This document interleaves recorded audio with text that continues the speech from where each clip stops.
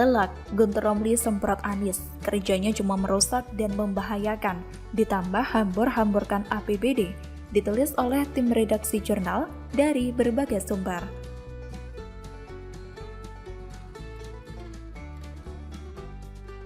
Halo, berjumpa kembali di channel Redaksi Jurnal. Politisi Partai Solidaritas Indonesia Muhammad Guntur Romli mengkritik keras kepada Gubernur DKI Jakarta Anies Baswedan.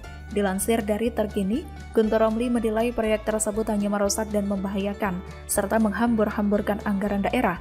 Ia mengatakan ini sebagai respon terhadap berita soal deretan sumur resapan di Jalan Lebak Bulus 3 di Jakarta Selatan yang kini ditutupi oleh aspal. Guntur juga mengungkapkan, sumber resapan tersebut merupakan cara licik Anies Baswedan ngabisin duit warga Jakarta. Dilansir dari Detik News, setelah terpantau mengakibatkan kerusakan permukaan jalan, deretan sumber resapan di Jalan Lebak Bulus 3 di Jakarta Selatan kini ditutup aspal. Berdasarkan pantauan di lokasi pada Jumat 3 November 2021, terlihat permukaan sumber resapan telah tertutup oleh aspal hitam sepanjang 500 meter. Salah seorang petugas keamanan di lingkungan ini, Ilham Sudrajat, mengatakan bahwa pengaspalan dilakukan pada Kamis malam, 2 Desember 2021 oleh pihak Dinas Sumber Daya Air Jakarta Selatan. Ilham pun mengaku bahwa sebelum dilakukan pengaspalan, jalanan tersebut memang rawan akan terjadinya kecelakaan, lantaran posisinya yang menurun. Sebelumnya berdasarkan pantauan di lokasi pada Selasa 30 November 2021, tampak retakan yang menyambung dari satu sumur resapan ke sumur lainnya. Retakan paling panjang ada di sumur resapan nomor 1323 hingga nomor 1325 dengan panjang retakan kurang lebih 7 meter. Ya, seperti yang sudah kita tahu, sumur resapan di era Anies banyak yang menggunakan jalan raya. Beda era Jokowi yang di wilayah kawasan hijau yang memang pas untuk sumur resapan. Bahkan, sumur resapan tersebut beberapa ada yang bolong, diberi tanda pot bunga, karung, tanaman yang lain, dan lain sebagainya untuk tanda agar pengguna jalan tidak cilaka. Tiba-tiba kreatif warga sekitar. Dan sumur resapan era Anies ini ternyata tidak membantu dampak banjir atau genangan air, sampai akhirnya banyak masyarakat yang protes ke DPRD DKI Jakarta. Semula DPRD mengecek ke lapangan, kemudian setelah terungkap kebenaran, memutuskan untuk mengurangi anggaran yang semula 400 miliar menjadi 130 miliar, tapi kemudian berubah menjadi ditiadakan alias nol. Usut punya usut, dampak sumur resapan era Anies ini semakin memperparah kondisi jalan. Masyarakat kian berang, aktivitas banyak yang terganggu. Disinyalir hanya buang-buang anggaran sebab tak memberikan dampak positif, justru sebaliknya, menghadirkan umpatan dari sana-sini. Dan seperti biasanya, bukan Anies yang menjelaskan ke publik, tapi wakilnya. Kalau ada masalah, Riza. Kalau mau pamer, Anies. Lagu lama. Forum Warga Jakarta Kota pernah mengkritik program sumur resapan yang dibangun dekat banjir Kanal Timur atau BKT. Forum warga merasa aneh, karena BKT dibangun untuk menampung air dan seharusnya tidak perlu lagi ada sumur resapan di dekat BKT. Pemprov DKI Jakarta dinilai hanya perlu memperbaiki saluran agar air dari jalan raya bisa lancar masuk ke BKT dan tidak ada genangan. Inilah kalau gubernur dipilih hanya berdasarkan politik identitas.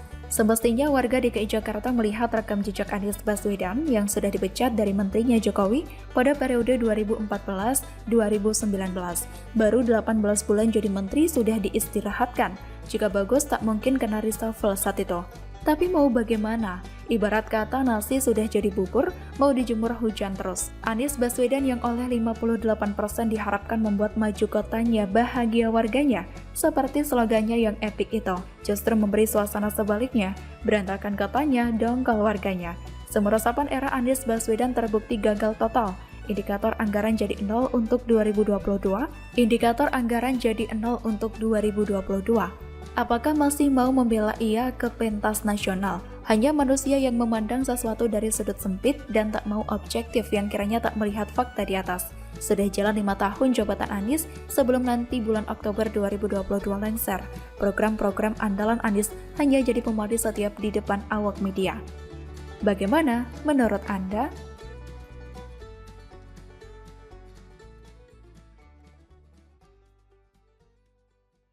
Ngeri, Gus Nur tantang Anies jawab pertanyaan soal cukom dan oligarki, blacklist, ditulis oleh tim redaksi jurnal.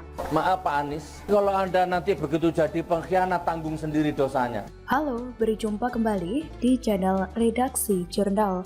Penceramah Islam Sugitnur Raharja alias Gus Nur menantang Anies untuk menjawab apakah ada cukong dan oligarki di belakang beliau. Dilansir dari Terkini, Gus Nur menegaskan jika ternyata ada cukong dan oligarki di belakang Anies, maka dirinya tak segan-segan untuk memblacklistnya dari calon pemimpin Indonesia. Ya, Gus Nur menyampaikan bahwa dia tidak butuh pemimpin yang menyogok rakyatnya. Menurutnya, pemimpin kalau menyogok rakyatnya pasti akan dia tinggalkan. Ia mengaku tipenya adalah mendukung total pemimpin yang jujur. Dia siap menginfakkan hartanya tanpa pamrih. Diketahui, Gus Nur menyampaikan hal itu dalam ceramah di pengajian ngaji Segoro di Solo beberapa hari lalu. Dalam ceramahnya, beliau mengaku siap mengorbankan harta dan energinya untuk pemimpin yang jujur. Kalau Pak Anies baik, amanah, janji, di depan saya syahadat, bila perlu kontrak tanda tangan politik, kalau memang mau amanah, hartaku, nyawaku tak infakkan untuk Anda. Hal ini berlaku pada semua pemimpin tak terkecuali bagi Anies Baswedan. Lalu Gus Nur bertanya ke Anies bahwa ia akan mengerahkan semua hartanya, tapi ia mempunyai satu pertanyaan. Di belakang Anies ada cukong atau tidak? Gitu saja. Kalau di belakang Anies ada cukong, ada oligarki, ya sudah blacklist. Apalagi kalau partainya penista agama semua, blacklist terserah. Kita semua sudah tahu bagaimana hubungan antara Anies dan juga Rizik dan para politisi berkedok agama. Jejak digital merekam semua kejahatan kemanusiaan yang dilakukan oleh para politikus berbaju agama itu. Kita semua melihat bahwa mereka yang berbaju agama itu sukses mengerahkan manusia-manusia tanpa otak yang tidak bisa membedakan mana politik dan juga mana agama. Ya, itulah Indonesia, negeri yang masih mempunyai mental inlander. Lihat saja bagaimana para orang mencium tangan dan kaki orang yang mereka anggap guru, padahal sifatnya jauh dari kebaikan. Ya mau bilang apa, masih banyak manusia Indonesia yang memang bodoh, akan tetapi merasa dirinya pintar. Tugas kita semua untuk memberi pencerahan kepada manusia-manusia model itu. Sejarah juga mencatat bahwa Komnas HAM diam saja saat Ahok dihujat dan dikriminalisasi. Kemana orang-orang Komnas HAM itu? Puncak dari politisasi agama yang terkenal dengan menggunakan ayat dan mayat itu adalah demo di bulan Desember yang diklaim berjumlah sampai 7 juta orang. Ya diiyakan sajalah daripada ribut sama kaum terbelakang itu. Demo yang dikenal dengan 212 yang sebenarnya tujuannya sudah jelas untuk menjatuhkan Ahok, jelas sekali digunakan untuk kepentingan politik. Apalagi kalau bukan untuk meraih DKI 1 alias Gubernur DKI. Ya benar, menguasai Jakarta itu penting bagi kelompok itu. Karena dengan menguasai Jakarta mereka akan bisa mengeruk dana sebanyak-banyaknya untuk kepentingan yang lebih besar, yaitu menguasai Indonesia. Jadi sebenarnya gubernur terpilih adalah tidak murni hasil politik, tetapi merupakan hasil dari konspirasi biadab menggunakan agama, ayat, dan juga mayat. Siapa yang tidak takut mayatnya tidak disolatkan? Pasti takutlah mau mengelak. Kalau Pak Anies jejak baik, digital amanah, ada di janji, mana-mana. di depan Mau saya dibilang syahadat, gubernur bila perlu toleran, kontrak tanda proyek, tangan politik, jejak digital membuktikan kalau memang mau lain. amanah, Ingat, segala hartaku, sesuatu yang nyawaku diperoleh tak dengan infakkan baik untuk Anda. pasti akan memperoleh hasil yang baik. Tetapi segala sesuatu yang diperoleh dengan kecurangan pasti hasilnya akan buruk dan tidak baik. Terbukti balik kota yang awalnya terbuka bagi rakyat dan semua bisa datang dan curhat di sana, ditutup oleh Gubernur 212. Dan yang terparah, karena sudah termakan dengan kata-katanya sendiri, maka jadilah Jakarta dilobangi. Lubang-lubang sumur yang katanya sumur resapan dibuat di mana-mana secara serampangan dengan kualitas yang buruk. Jakarta sedang menerima karmanya karena memilih orang yang tidak mampu bekerja. Walaupun sang gubernur terpilih berusaha mengelak dari kenyataan bahwa dia sebenarnya gubernur 212, tetapi kenyataan berkata lain. 212 akan terus mengikat dalam dirinya. Seumur hidupnya dia akan dikenang sebagai gubernur 212. Terbukti, walaupun pemerintah berusaha agar gerombolan 212 ini tidak berkumpul kembali, tetapi ternyata mereka tentu saja tidak mau dilepaskan begitu saja. Mereka akan terus mengikuti dan menghantui sepanjang masa. Setiap tahun mereka akan selalu berkumpul dan mengingatkan bahwa mereka lah yang berjasa menghidupkan orang itu sebagai gubernur. Mereka yang selalu menunjukkan diri bahwa tanpa mereka tidak akan ada kursi gubernur.